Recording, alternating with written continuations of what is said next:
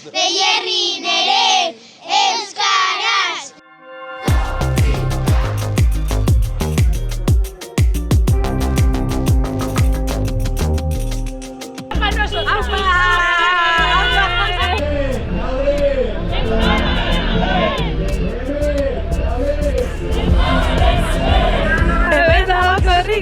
Kaixo Maitane, non gaude? Deierriko estatuan, Aritzalan. Zer prestatu duzue gaurko egunean hemen, Deierriko estatu honetan? Goizean musikoak izan ditugu, dantza, gero kontzertua, herri bazkaria eta ipuin kontalaria. Giro polita, bai. Zer ematen dizue korrikak hemen? Poza, bai, poza hundia. Zeguna da gaur hemen Deierrin ba? Korrikaren eguna. Korrikaren eguna, eta gogoak dituzue? Bai, asko. Ongoak zarete? Eraulekoa. Tipitapa, korrika! Nondik zatozte? Ibilikutuko dugu muezen, ez? Eta jugo bera Lizarraraino. Muezetik Lizarraraino. Bai, daukago kilometro hau. Dematikor Lizarra eta Lizarra autoren kilometroa da. Gezadas!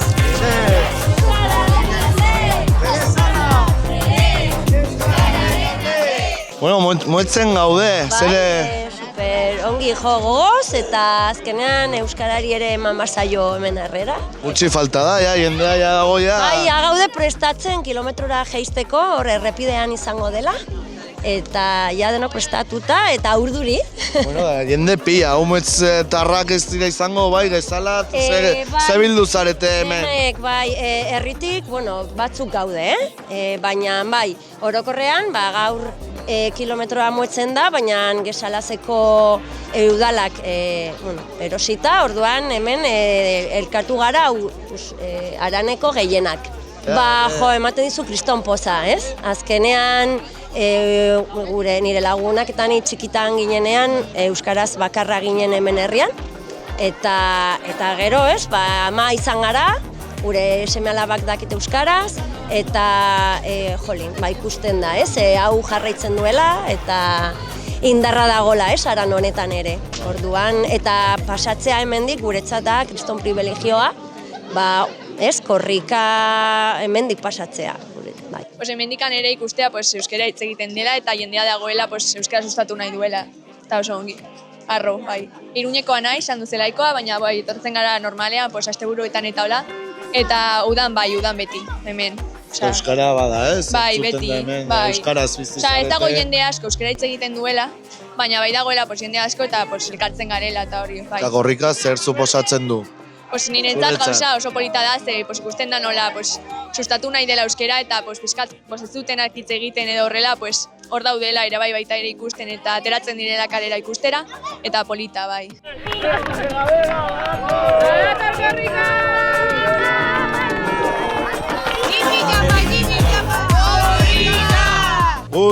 Iruñeko herriko tabernatik gatoz. Kuadrilla ederra zatozte. Hori da, bai. Aukera bakarra, taberna itxi eta hona etorri.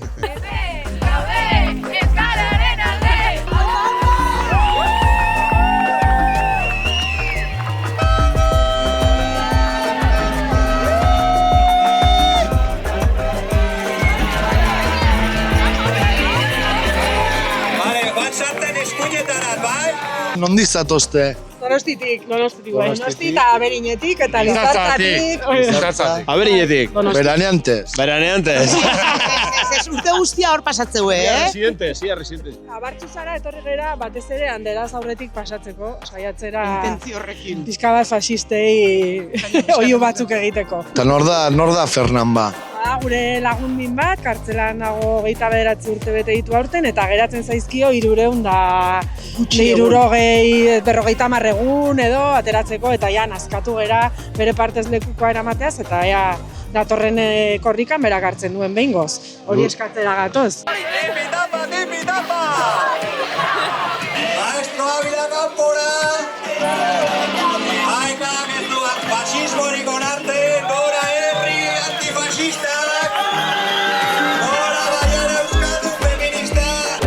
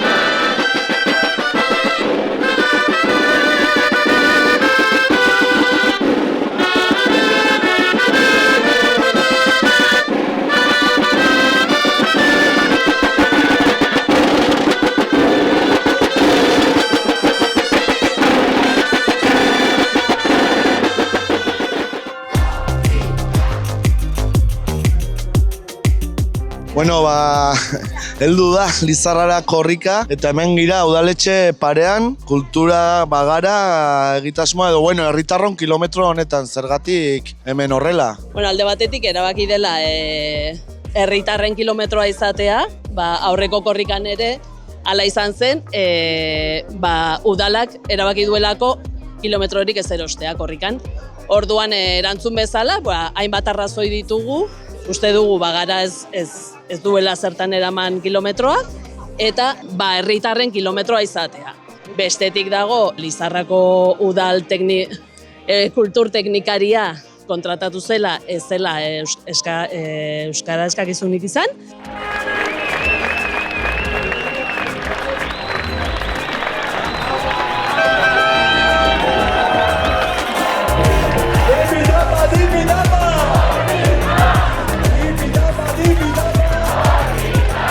Bueno, gauza erraza eskatzen dugu eta da guk gure udalarekin, gure hurbileko instituzioarekin egin nahi dugu euskaraz. Gure hizkuntzan egin nahi dugu beste mundu guztia bezala normaltasunez, ez? Eta hori ez da posible, 120 lanpostu baldin badaude, 15 bakarrik baldin badute hizkuntza eskakizuna eta gainera horietatik 10 eraikinetik kanpo lan egiten badute. Soilik bostek lan egiten dute hemen.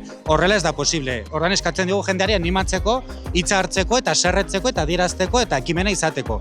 Eta hau da modu bat, hau ez da bagararen kilometroa, hau da adierazpen baten kilometroa eta da ez gaudela konformea, serre gaudela eta exigituko dugula, dagokiguna.